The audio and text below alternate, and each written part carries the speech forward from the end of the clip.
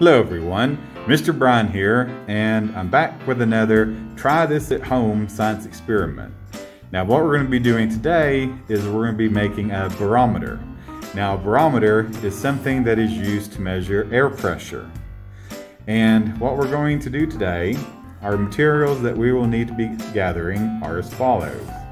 You will need a glass jar. Now I'm going to be making a small scale barometer, so I'm using a small glass jar that a patron was nice enough to donate a whole bunch of these to us here at the library for us to use for a bunch of fun activities. So I'm going to use this small glass jar. We're going to need a balloon. We're going to need a straw. We're going to need a rubber band. We're going to need a pair of scissors. And last but not least, we'll need just a tiny bit of tape. So let me clear off my workspace here and we will get started. Now the first thing we're going to do is we're going to take our balloon, and once again, like with the majority of our activities, we're not going to use the balloon for its intended purpose. What we're going to do, this is going to be, we'll need to cut this so that it will cover the mouth of our jar. Now to do this, we're going to take our scissors and we're going to cut off the entire neck of the balloon. In fact, we're probably going to go up a little bit higher and we're going to cut just above where the neck ends. Now, we can take this and, toss that or recycle it for another activity. Then we're going to take our fingers into the balloon. We're going to stretch it over the mouth of our jar. Now we want to try to get the little bump that's at the top of the balloon as close to the center as possible. I'll show you why here in a second. Okay, once we get it stretched over, you can see we have this kind of a little humpy area here in the middle. That's just from the top of the balloon, and that's fine.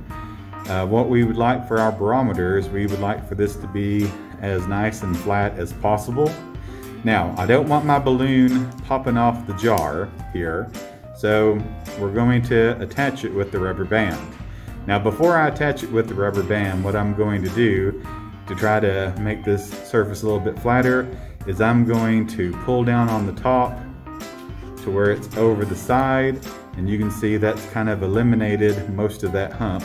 And I'm going to hold this down with my thumb, so as I put on the rubber band and come around to tighten it on there, it will stay put.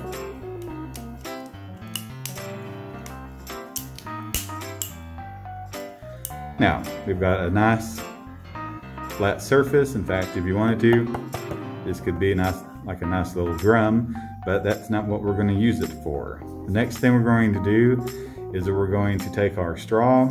We want the straw to be in the very middle of this, of our top here that we've created with the balloon. And so I'm going to hold it there.